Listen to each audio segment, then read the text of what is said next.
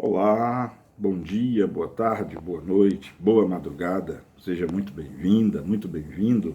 Meu nome é Marcos Vinícius e quero lhe convidar para a nossa aula de número 16 da obra O Livro dos Médiuns. E estamos, claro, prosseguindo aqui e adiantando nos nossos estudos. E que primor, né?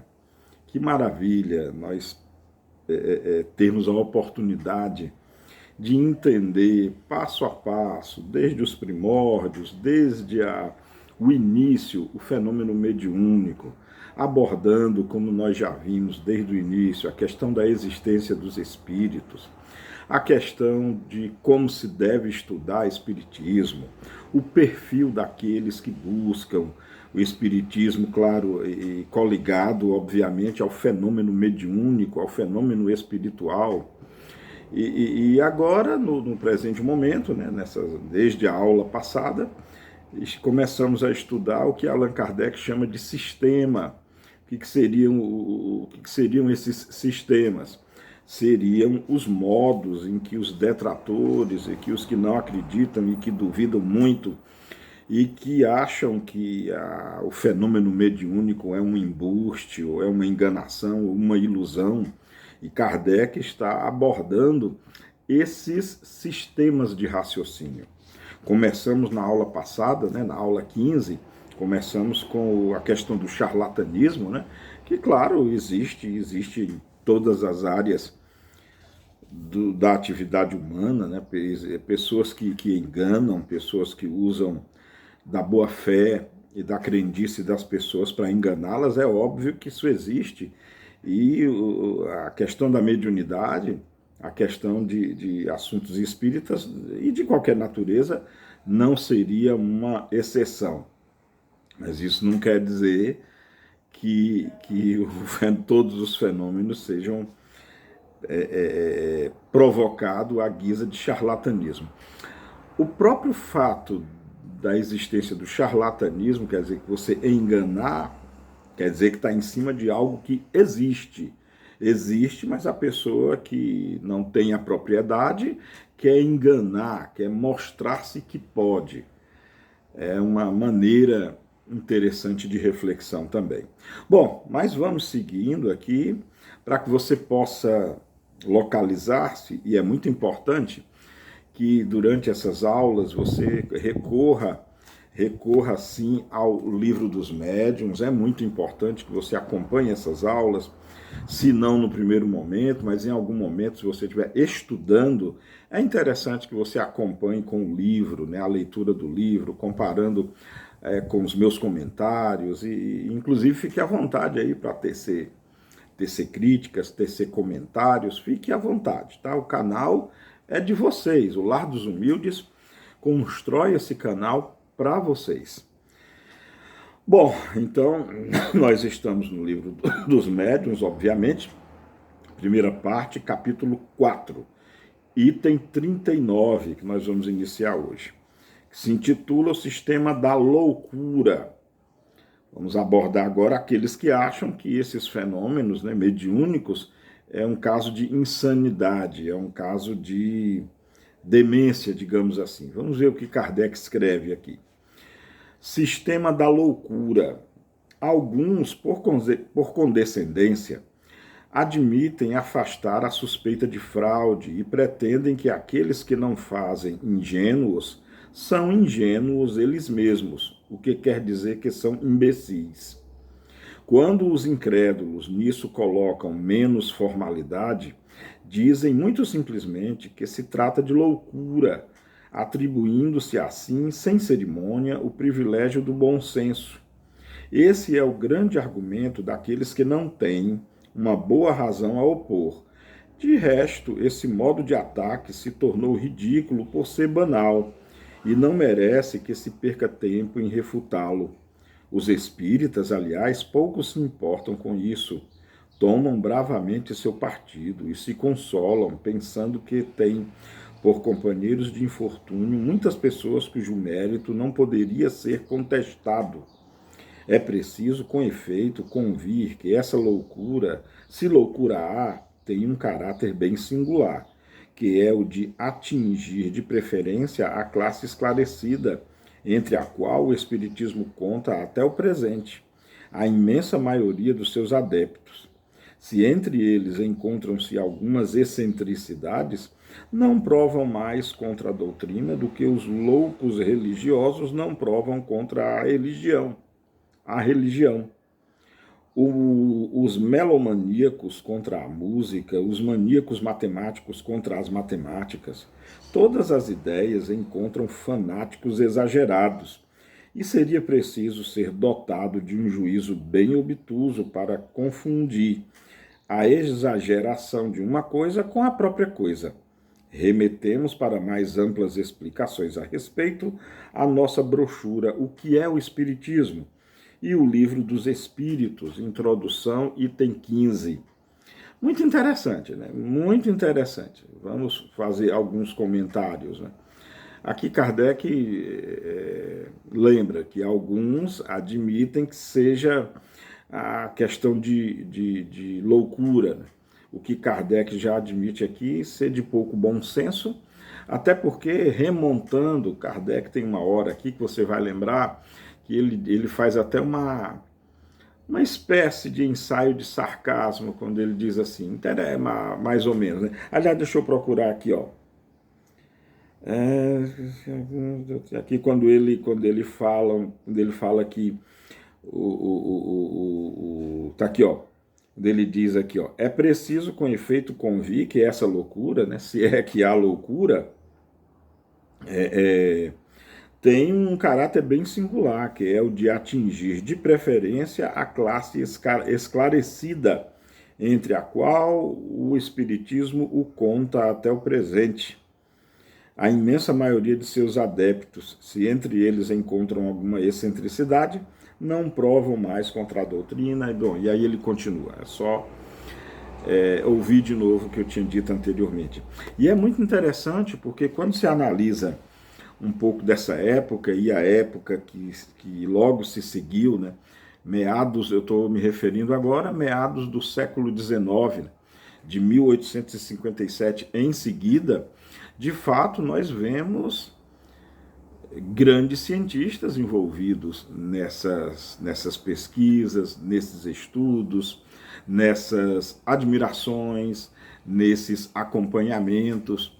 Nós temos um Camille Flammarion, o maior astrônomo europeu. Aliás, há quem diga que na época de Kardec, Camille Flammarion fora o maior astrônomo do planeta e era adepto do espiritismo. Nós temos a Madame Curie, né? Madame Curie já de outra época, claro, do século seguinte, mas Madame Curie, a célebre cientista, que junto com seu marido, Pierre Curie, desenvolveram a questão da radioatividade, fizeram estudos na área da radioatividade, e o seu marido, né, Pierre, inclusive ganhador do prêmio Nobel de física ou foi de química, acho que foi de física, prêmio Nobel de física, inclusive morreu com um acidente. Bom, ele foi atropelado por uma charrete, e a Madame Curie, né, esposa dele, após isso teve reuniões mediúnicas que atestaram a presença do esposo dela, e por aí vai. Temos os magnetizadores do passado, né, Franz Anton Mesmer, só para citar um exemplo, que não exatamente aludia a espíritos, mas participava do estudo e do desenvolvimento de fenômenos que tinha, sim, um contributo espiritual. Eu vou parar só nesses dois exemplos mesmo, mas existem muito mais. O Lord Crookes, né, que está lá inclusive no Evangelho segundo o Espiritismo, tem participação, né, o Lord Kelvin também, o Blaise Pascal, tem uma série de cientistas, de físicos, de químicos, de astrônomos, que são espíritos que participam da codificação espírita, participam e não há nenhum desabono, e você percebe bem o que Kardec quis dizer com isso, né? Então essa loucura está na classe dos mais esclarecidos, né? Ou seja, dos cientistas dos pesquisadores, daqueles que trabalham seriamente em ciência. E o mais importante, hoje que mediunidade, espiritismo é muito visto em termos religiosos, e tudo bem, cada um na sua própria visão, eu pessoalmente sou adepto da visão científica, né? Era uma visão mais própria de Kardec. Mas, enfim, as coisas mudam ao longo do tempo, a cultura que Kardec vivia era muito diferente da cultura brasileira, não só da época, e principalmente dos dias de hoje, e por aí vai. Mas eu pessoalmente, sou adepto da visão científica, isso me atrai muito e me define bastante. Mas, enfim, nota-se então que a comunidade científica de pronto envolveu-se com esses fenômenos. E aí, em seguida, Kardec nos lembra a questão da excentricidade, né? Excentricidade nós temos em todas as épocas, em todas as áreas, e a ciência não poderia ser diferente. Nos lembremos agora do Eureka de Arquimedes, né? Arquimedes, o sábio grego, que teria recebido a incumbência do rei de provar se uma dada coroa dita de ouro, supostamente de ouro que ele teria recebido, né, o rei, seria de ouro ou não. E Kardec diz a lenda, né, que quando ele entrou na banheira e começou a pensar, então ele viu assim, ó, um corpo imerso na água. Quando ele entrou na água, o corpo dele, obviamente, expulsou uma certa quantidade de água que saiu da banheira, né? E ele intuiu, ué, a banheira estava cheia. Quando eu entrei, a água saiu. A água que saiu, provavelmente, é a quantidade da massa correspondente ao meu próprio corpo. Está lá nos fenômenos de hidrostática, né?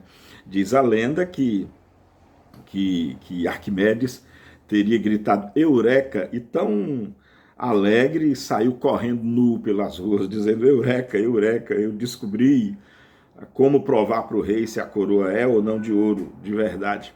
Bom, excentricidade tem em todas as áreas, homens de ciências, homens e mulheres de ciência, de artes, religiosos, filósofos, artífices, todos eles têm suas excentricidades, e dependendo da personalidade de cada um, a excentricidade vai ser mais ou menos aguda, isso é muito natural, e Kardec lembra esse detalhe aqui. Bom, acho que isso explica, né, o fenômeno da loucura. Podem existir loucos e excêntricos, resumidamente? Pode, mas isso em momento algum vai desabonar, desmentir ou definir a mediunidade como ela é. Isso é um fato, ponto. E agora vem o item 40, que trata do sistema da alucinação. Vejamos o que Kardec diz a esse respeito, ou seja, aqui você não é um enganador, não é um charlatão, aqui você não é louco, não é um imbecil, nem excêntrico. Aqui você está iludido, é uma ilusão, trata-se de uma ilusão. Vejamos o que Kardec escreve a esse respeito. Sistema da ilusão, item 40, tá? Uma outra opinião menos ofensiva, na qual há uma pequena coloração científica, consiste em colocar os fenômenos à conta de ilusão dos sentidos. Assim, o observador estaria de muito boa fé, somente creria ver o que não vê. Quando ver uma mesa se elevar e se manter no espaço sem ponto de apoio, a mesa não teria se mexido do lugar. Ele a vê no ar por uma espécie de miragem ou um efeito de refração, como o que faz ver um astro ou um objeto na água, fora da sua posição real.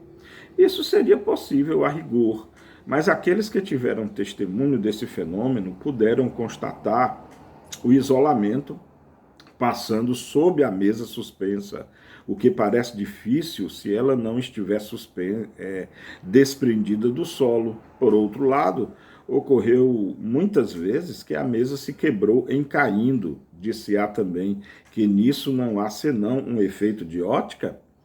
E aqui Kardec, com muita perspicácia, né, com muita lucidez, com muita razão, nos lembra que, sim, a ilusão é possível. O estado mental, o estado cerebral podem sim nos levar a estado de ilusão. Isso é normal, isso pode acontecer, isso é um fato.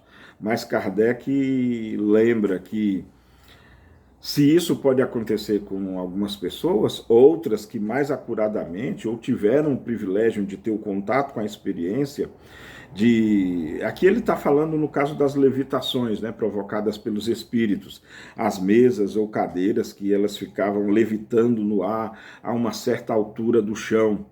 E aí, se você imagina alguém que lá estava presente e presenciando esse fenômeno, ele podia provar, como muitos assim o fizeram, passando por baixo da mesa, de corpo inteiro, ou passando a mão assim por baixo da mesa para verificar se alguma coisa não estava a sustentando. Em certas ocasiões, dependendo da altura da mesa em relação ao chão, se passava a mesa por cima da mesa para saber se havia algum fio de nylon, alguma coisa meia que imperceptível num só relance aos olhos, em que pudesse desmascarar até o fenômeno em si. Tudo isso foi feito e muitas pessoas constataram que sim, a mesa flutuou, a mesa estava flutuando.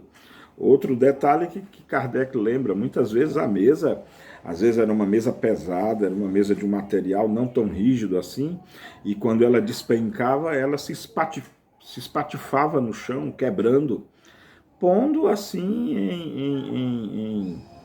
em xeque-mate, por exemplo, a dúvida de que aquilo não era real, de que o fenômeno não era patente. Muito interessante. Observem que os argumentos de Kardec são perfeitos, lógicos, racionais, lúcidos e coerentes. E ele encerra o item 40 escrevendo o seguinte: uma causa fisiológica bem conhecida, sem dúvida, faz crer-se ver girar uma coisa que não se move, ou crer-se girar a si mesmo quando está imóvel. Mas quando várias pessoas ao redor de uma mesa são arrastadas por um movimento tão rápido que tem dificuldade em segui-la, e algumas por vezes lançadas por terra, dir-se-á que todas estão tomadas de vertigem como o bêbado que crê ver passar sua casa diante de si? Kardec lembra, muito interessante aqui, quando ele nos alude aqui às causas fisiológicas, inclusive da tontura, né? Nós sabemos que estados elevados de pressão pode causar tontura, e na tontura você, quem já teve tontura sabe, você vê o mundo rodando ao seu redor. Então existe sim essa causa fisiológica, mas daí a dizer, e aí Kardec lembra de uma reunião de manifestação, onde às vezes 4, 6, 8 pessoas em torno de uma mesa, com as mãos às vezes pairando ou às vezes sobre a mesa, achar que todas as 4, 6 ou 8, às vezes até 10 pessoas estão passíveis do mesmo fenômeno biológico, ou melhor dizendo, fisiológico, aí é um disparate muito grande, né? Então, olha só para a profundidade onde Kardec chega a analisar, inclusive, o contingente fisiológico da tontura, que no caso, né, que na época tinha-se muitas dúvidas ainda das causas da tontura, e hoje nós sabemos que fisiologicamente muitas, mas muitas variáveis no nosso organismo físico pode causar a tontura. E sim, mesmo fenômenos mediúnicos são possíveis de que se causem esse tipo de sensação orgânica. Interessantíssimo, né? Interessantíssimo. Bom, acho que esses dois fenômenos são suficientes para a aula de hoje, né? O nosso compromisso é de uns 15, 20 minutinhos de aula, eu acho que já cobriu. Vamos deixar o item 41 para a próxima aula, até porque ele é um pouco extenso e requer comentários talvez mais demorados. Então vamos encerrar por aqui, né, a nossa aula de número 15. Espero que vocês tenham gostado, dedicados a você. Deixem aí os seus comentários. Muito obrigado, então. Beijo no coração de todas e todos. Amemo-nos como Jesus nos amou e, como eu sempre tenho dito, cuidem uns dos outros. Cuidemos uns dos outros. Isso é muito importante. Até a nossa próxima videoaula. Tchau.